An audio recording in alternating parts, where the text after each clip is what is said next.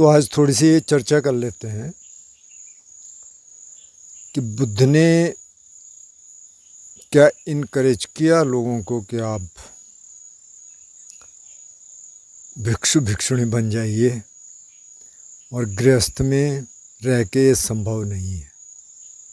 ऐसी एक धारणा है, क्योंकि कुछ लोगों से मेरी बातचीत भी होती रहती है। आज भी एक साधक से बातचीत हुई जिन्होंने भी साधना शुरू की। उनके कुछ प्रश्न थे तो मैंने कहा भाई आप ईमेल पे अपना नंबर दे दो, हम बात कर लेंगे। तो वो कह रहे थे मेरे से कि सर मैं पहले सोचता था कि ये तो सिर्फ इसके भिक्षु भिक्षुणी कर सकते हैं, मतलब मेरे को भी सन्यासी बनना पड़ेगा, नहीं तो ध्यान तो कर ही नहीं सकते। फिर उन्होंने किसी को पढ़ा जिसने कहा कि नहीं नहीं ऐसा नहीं है, कोई भी कर सकता है। तो फिर मेरे को बड़ी खुशी हुई। तो एक धारणा है ये। और अभी भी जो थेरावादा का जो एसेंस है वो ये है कि बस आप छोड़ के भिक्षु भिक्षुणी बन जाइए और फिर आप आगे बढ़ सकते हैं। लेकिन अगर आप अर्ली टीचिंग्स को, जो प्रारंभिक शिक्षा है, उनको पढ़िए, ऐसा नहीं है। और इनफैक्ट ये कहा जाता है कि जब बुद्ध को एनलाइटनमेंट मिला तो पहले वो 5 अपने जो उनके दोस्त थे उनको उन्होंने शिक्षा दी। लेकिन एक्चुअली अगर आप पाली कैनन पढ़ेंगे तो जो पहले 2 लोग थे वो गृहस्थ थे, तपुसो और भल्लिका, जो कि उड़ीसा के थे, मर्चेंट थे वो, और वहाँ से गुजर रहे थे। बुद्ध उस समय इनलाइटेंड हो गए थे, 2 हफ्ते से वहाँ थे। कभी इस पेड़ के नीचे बैठते थे, कभी दूसरे पेड़ के नीचे, उस ब्लिस में। तो उसी समय वो 2 व्यापारी वहाँ से जा रहे थे। अब कहानी ये है कि कोई देवता आए उनके पास और उन्होंने कहा भाई यहाँ बुद्ध हुए हैं, उनको आप प्रणाम करके जाइए, आपके पास जो खाने के लिए कुछ है तो उनको दीजिए। तो कि उन्होंने फिर जौ का सत्तू और शहद उनको दिया। बुद्ध ने वो खाया, थोड़ी सी उनको कुछ बताया होगा, टीचिंग दी होगी। तो उन्होंने कहा कि हम पूरे जीवन के लिए आपके शिष्य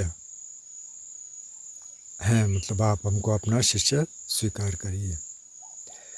अच्छा, बहुत लोग मुझसे भी पूछते हैं कई कई कमेंट आते हैं, मतलब सीधे खुल के नहीं पूछते, पर कई कहते हैं अच्छा तो आप तो मतलब शादीशुदा नहीं हैं, आप क्या सन्यासी हैं या जो भी हैं। तो भाई मैं शादीशुदा हूँ मेरी एक बेटी है जो अभी ग्रेजुएशन कर रही है। वो काफ़ी दूर है, मतलब दूसरे देश में है, लेकिन उन्होंने मेरे को पूरी फ्रीडम दे रखी कि तुम यहाँ रह के अपनी साधना करो, हम अपनी देखभाल खुद कर लेंगे। तो वो मेरे लिए एक बहुत बड़ी चीज़ है। बाकी जो मेरी वाइफ है, या मैं उसको दोस्ती बोलता हूँ, तो उनसे भी मेरी दोस्ती है। लेकिन हम उस तरीके से, मतलब ऐसा नहीं है कि जैसे पहले था। तो अभी भी हमारी बातचीत हो जाती है, हमारे मैसेज हो जाते हैं, दोस्ती पूरी है। लेकिन वो वाला अटैचमेंट अब नहीं है जो एक पति पत्नी के बीच में होता है। तो आप ये समझ लीजिए कि मतलब उन्होंने एक तरह से मेरे को पूरी फ्रीडम दे रखी है कि भाई तू अपना काम कर, ठीक कर रहा है। और बेटी से काफ़ी टाइम से मुलाकात नहीं हुई, लेकिन हो जाएगी, अभी वो ग्रेजुएशन कर लेगी, फिर आएगी तो मिल लेंगे। तो मैं शादीशुदा हूँ। हालांकि मैं ये शुरुआती वीडियोज़ में बता चुका हूँ, लेकिन अब सब लोग सब वीडियोज़ देखते नहीं हैं, तो कोई बात नहीं, अभी भी आगे भी पूछेंगे, कोई बात नहीं, बता देंगे। लेकिन मैं एक तरीके से क्या कहना चाहिए, मतलब सन्यासी तो नहीं बोलना चाहिए, लेकिन जो मेरे भाई बहन हैं, मेरे भतीजे भतीजे हैं, वो मेरे को सन्यासी बोलने लग गए। ग्रैंड नीस, ग्रैंड नेफ्यू, वो कहते हैं कि आप तो सन्यासी हैं। तो मैंने कहा ठीक है, उन्होंने मान लिया। तो मैं हूँ तो गृहस्थ, लेकिन एक तरह से भिक्षु की तरह हूँ। तो जो भी आप कहें। तो ये बात मैं इसलिए बताना चाह रहा था क्योंकि कई लोगों के ऐसे बीच बीच में सवाल आ जाते हैं, तो उनको पता चल जाए कि नहीं भाई ऐसा नहीं है। तो बुद्ध ने ऐसा नहीं कहा गृहस्थों को कि तुम इधर आ जाओ और बस। जैसे अभी अगर आप थेरावादा और महायाना को देखेंगे तो थेरावादा खास तौर पे जब वेस्ट में गया तो ऐसा लगता है कि अब जो मोनेस्टिक ऑर्डर है इसके बगैर मुश्किल है, मतलब वहाँ जाना पड़ेगा। अब आप वहाँ जाके रिट्रीट करो, अगर भिक्षु भिक्षुणी नहीं बन सकते और तब जाके आपका कोई उद्धार होगा। जबकि महायाना में क्या है, महायाना वो कहते हैं कि नहीं नहीं ऐसा कुछ नहीं है, सब कुछ कर सकते हैं, गृहस्थ भी कर सकते हैं।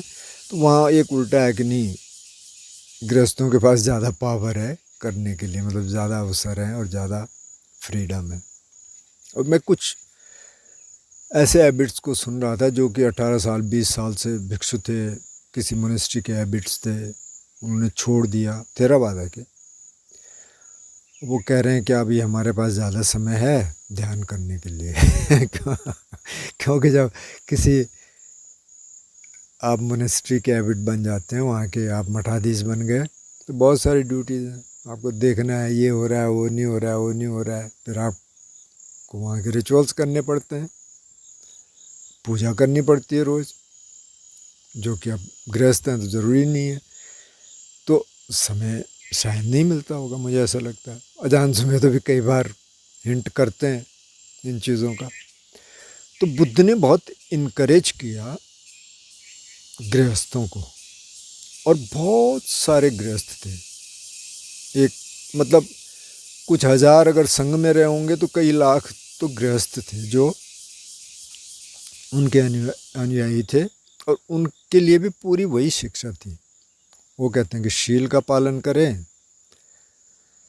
मैत्री का अभ्यास करें, माइंडफुलनेस का अभ्यास करें, जो भी ध्यान है वो उन्होंने उनको भी सिखाया। और बहुत सारे ऐसे सूत्र हैं, हालांकि ज़्यादातर सूत्रों में आप ये सुनेंगे कि एकं संग भगवा सावत्यंग विहरति या कहीं और विहरति, और तत्र को भगवा भिक्षुंग आमंत्रित, इस भिक्षुओं को उन्होंने आमंत्रित किया। लेकिन ऐसा नहीं है। अब जो परसों हमने जो कलाम सूत्र इसमें पोस्ट किया तो वो तो गृहस्थों को दिया हुआ सूत्र है। ऐसे बहुत सारे सूत्र हैं।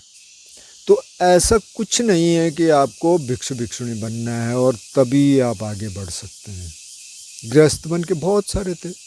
एक वाचकोता के साथ उनका एक डायलॉग है। वाचकोता एक घुमक्कड़ है, हालांकि बाद में वो भिक्षु बन जाते हैं, लेकिन काफ़ी बाद में, कई उससे पहले उनके साथ डायलॉग हैं बुद्ध के। तो वो पूछते हैं कि भगवान भिक्षु भिक्षुणी कितने अरहंत? तो कहते हैं बहुत सारे अरहंत हैं, बहुत सारे अनागामी हैं, मतलब तीसरी स्टेज पे एनलाइटनमेंट की, बहुत सारे दूसरी स्टेज पे, बहुत सारे पहली स्टेज पे। तो वो कहते हैं कि अच्छा गृहस्थ, गृहस्थों के बारे में उन्होंने कहा गृहस्थ अरहंत नहीं बोला, तीसरी स्टेज पे अनागामी की स्टेज पे हैं, सकदागामी जो दूसरी स्टेज है एनलाइटनमेंट की, पहली स्टेज है। ऐसे बहुत सारे हैं।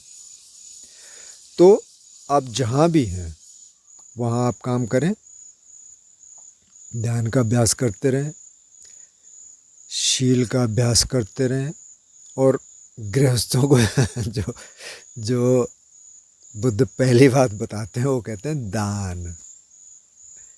वो कहते हैं दान दीजिए। वो कहते हैं संघ को दान दीजिए, जिस भी संघ को आपकी इच्छा है आप और जगह दान दीजिए जहाँ आपकी इच्छा होती है। तो आजकल बहुत सारे अवसर हैं, चैरिटी ऑर्गेनाइजेशंस हैं, बहुत सारे ऐसे ऑर्गेनाइजेशन होंगे, बहुत सारे ऐसे सेंटर हैं, धम्मा सेंटर्स, उनको दे सकते हैं। बहुत सारे ऐसे लोग होंगे जो इस तरह का काम कर रहे हैं, उनको दे सकते हैं। उन्होंने कहा कि माइजरलीनेस नहीं होनी चाहिए गृहस्थों में। तो अगर आपके पास है आप दीजिए, वैसी मदद कर लीजिए। अगर पैसा नहीं है तो आप कहीं जाके थोड़ा फिजिकल काम कर लीजिए, वो भी एक तरह का दान ही है। तो उन्होंने इसको बहुत इनकरेज किया। तो ऐसा सोचना कि ये सिर्फ अब गृहस्थों का काम नहीं है, ये तो सिर्फ भिक्षु भिक्षुणी कर सकते हैं, सन्यासी कर सकते हैं, ऐसा कुछ नहीं है।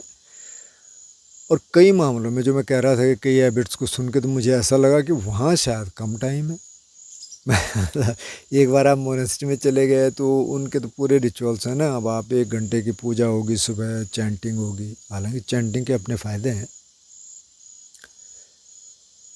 फिर आप अपना जो खाना वाना खाएंगे, फिर से शाम को फिर चैंटिंग होगी। तो अगर उतना समय कोई ध्यान में लगाए तो शायद वो अच्छा रहेगा।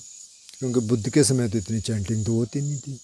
बुद्ध ने तो चैंटिंग उनको दी कि किसी ने कहा कि जी हमें दिक्कत हो रही है जंगल में, कुछ स्पिरिट्स हमको परेशान कर रही हैं, कुछ इस तरह का, तो उनको कहा कि अच्छा तुम थोड़ी सी चैंटिंग ये कर लो। बस इतना ही था। कोई और इस तरह का मंदिर होता नहीं था, कोई इस तरह की पूजा होती नहीं थी। वो थोड़ा सा कर लिया, 2 मिनट 5 मिनट। तो ये तो बहुत बाद में शुरू हुआ, लेकिन अब वो उसका अंग बन गया। तो मतलब जो गृहस्थ हैं, अब ज़्यादातर जिससे गृहस्थी जुड़े हैं, आपके पास पूरा जितना भी समय है, मतलब गृहस्थों के पास थोड़ा समय कम होगा क्योंकि उनको धन भी कमाना है, बाल बच्चों की देखभाल भी करनी है। पर जितना भी समय है वो, अगर ध्यान नहीं कर सकते तो आप दान करिए, शील का पालन कर सकते हैं। और जो वीडियो जो मैंने कल भी डाला कि आप ऐसा अभ्यास कर सकते हैं कि हाँ भाई मैं बैठा हूँ, मैं खड़ा हूँ, मैं चल रहा हूँ, मैं लेटा हूँ। इतनी अवेयरनेस आ सकती है, धीरे धीरे अवेयरनेस आएगी। और जब अवसर होगा तो आप ध्यान करिए।